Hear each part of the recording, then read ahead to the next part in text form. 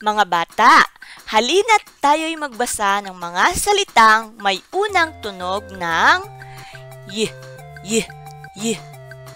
Kasama ang inyong gurong tagasanay, Teacher Zell.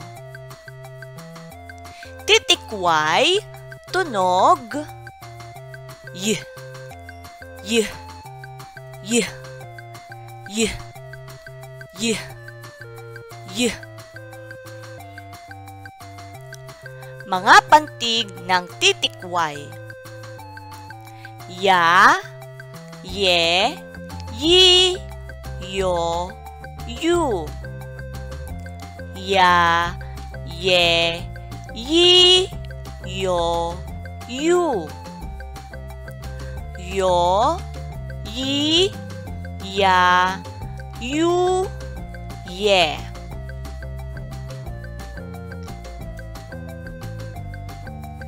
Y, y, ya, ya, yaya. Y, y, ya, te, yate. Y, y, ya, pak, yapak. Y, y, ya, kap, yakap.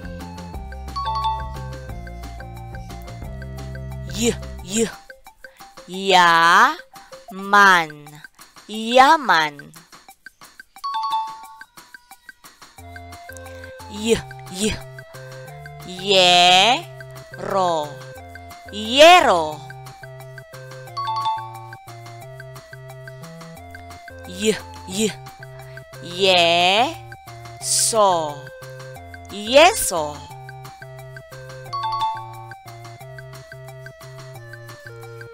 Y, y, ye, ma, yema.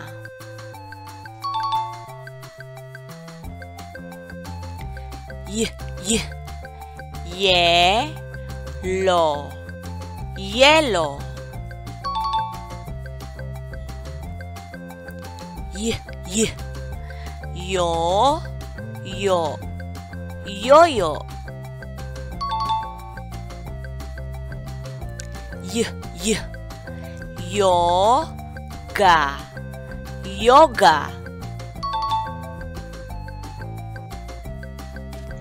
Y, y, yu, ko, yuko. Y, y, yu, ngib, yungib.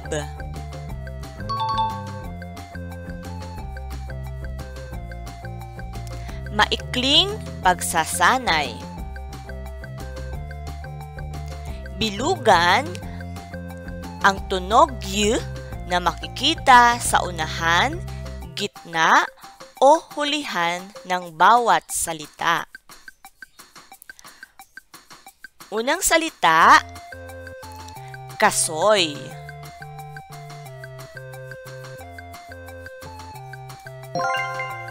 Tama, ito ay nasa hulihan. Pangalawang salita, payong.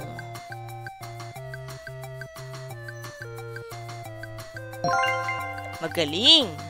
Ang tunog y ay makikita sa gitna. Pangatlong salita, palay. Mahusay, sa hulihan makikita ang tunog y. Pang-apat na salita ay yuko. Tama, ito ay nasa unahan. Ang panglimang salita ay hayop.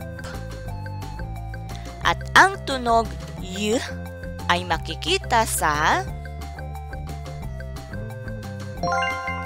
tama, sa gitna. At ang pang-anim namang salita ay yelo.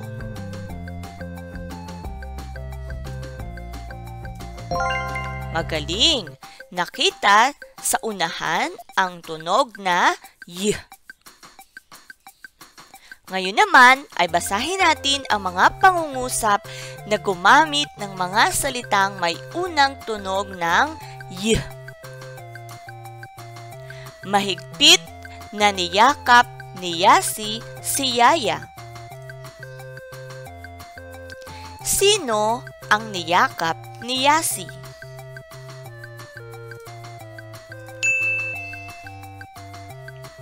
Si Johan ay sumakay sa yate. Saan sumakay si Johan?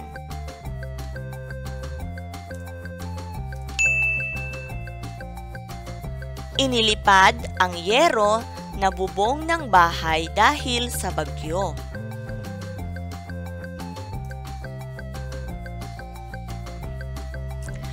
Ano ang inilipad dahil sa bagyo?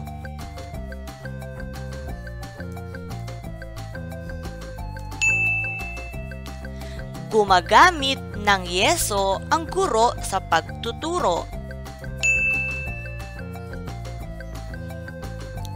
Ano ang ginagamit ng guro sa pagtuturo?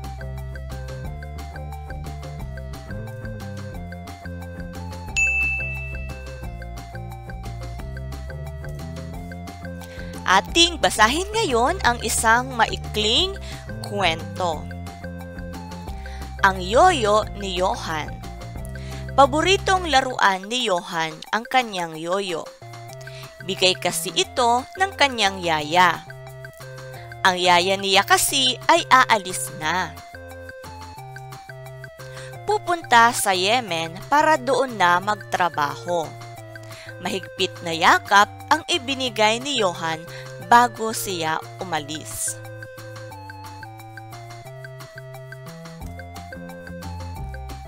Ano ang paboritong laruan ni Johan? Bakit niya paborito ang yoyo? Saan pupunta si Yaya? Ano ang ibinigay ni Johan kay Yaya?